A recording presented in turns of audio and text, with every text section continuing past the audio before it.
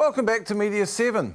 The annual Webstock conference in Wellington has become both a gathering point for New Zealand's website development community and a forum for some of the wider world's leading-edge thinkers on how the web should be made.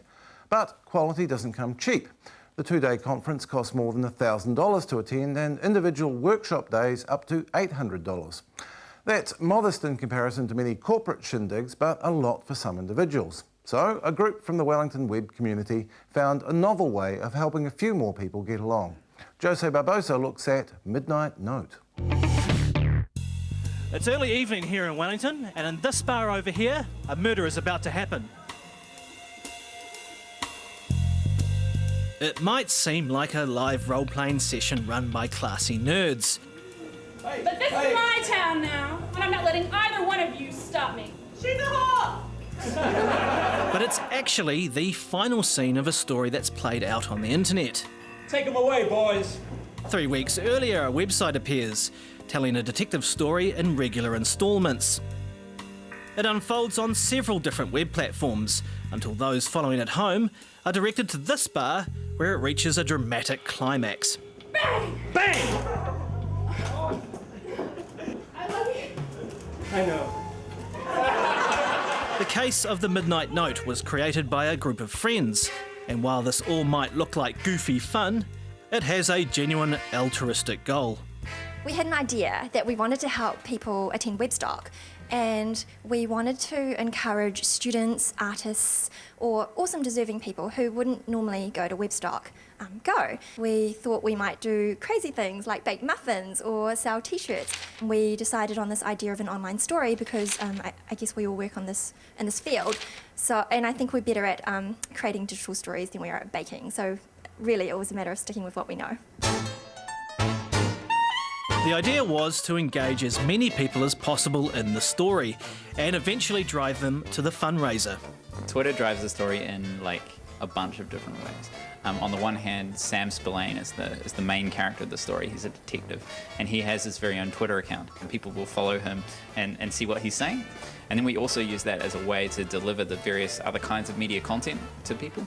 We asked the audience, well, where would you like for Sam and Betty to meet up? And someone came up with the Hawthorne, so we said, well, let's go do a photo shoot at the Hawthorne. No, they moved the stiff. I mean the body to the morgue.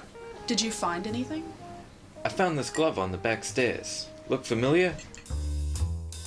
What is interesting about this kind of media storytelling form is that it's really reflecting the way that increasingly audiences are finding their own voices in terms of how they tell stories. So it's a participatory relationship between the media producers and the audiences. So the story is that a group of friends wanted to help other people get to a web conference, and they did that using social media. Stick 'em up. Ha! They didn't sit around going, oh, well, it's going to be very interesting in the next few years to see where social media goes. They actually went out and did something. Wherever new media takes us, it's people like this who will be half a mile down the road, clearing the way for the rest of us. And so to Webstock itself. Well, we were there too. Jose walked the floor and got along to a new feature for this year's conference, the inaugural Anya Awards for Excellence in Web Design and Development and Content. The phrase Web Technology Conference probably conjures up images of IT nerds giving presentations about HTML5 and Perl coding. Like most of you, I have no idea what I just said, so I had some trepidation about coming to Wellington to observe Webstock. I was happy to be proved wrong. You certainly wouldn't get stuff like this at the annual payroll strategy meeting. Over 2 days, 24 international speakers discussed just about everything to do with the internet, and this year had some real heavy hitters. Scott Thomas, the design director for Barack Obama's presidential campaign. Obama is the first presidential candidate to be marketed like a high-end consumer brand. Beck Hodgson, the lead designer behind Etsy, an online marketplace for handmade goods. It's about creating a space that can grow and change while also retaining balance. And a true internet rock star, Kevin Rose, the man behind the social website Dig. You just have to go and build it. If you're really into it, you're going to spend your nights and weekends working on this project and it won't feel like work. Webstock grew out of a series of small, regular meetings where people in the Wellington web industry got together to discuss online design and development. We had never run a conference before, we had no money, we had our day jobs, we had no experience or track record, but we sat down and made a list of all of these, our heroes that we'd love to see, and wrote them emails and said, would you like to come to New Zealand and speak at a conference in February 2006? And most of them said yes. I like the idea of surprising people, that they will come along and not really know what to expect, but like with Reeves yesterday, just walk out at the end of it and thinking, that was fantastic. Way up at the top, about 20 stories off the deck, is a bucket, roughly the size of a phone booth on its side. And I happen to know what a phone booth on its side looks like, but that's an adolescent anecdote. I'm not going to go into it. Thank you very much for having me. I hope to talk to you tonight. Thank you very much. Another hit at Webstock was Shelley Bernstein. Her employer, the Brooklyn Museum, is a trendsetter in using the internet to interact with the community. You sort of need to let the visitors sort of guide the discussion to a degree. So providing ways that they can do that and sort of recognizing that you're not necessarily going to know where that conversation is going to take you is not a bad thing, it's an opportunity. It's not only inspiring speakers that make a web technology conference, it's also the ironic t-shirts. Although, as always, some people just want to create a spectacle. People like internet Svengali Ben Gracewood, who wore a shirt that featured the ghetto font Comic Sans.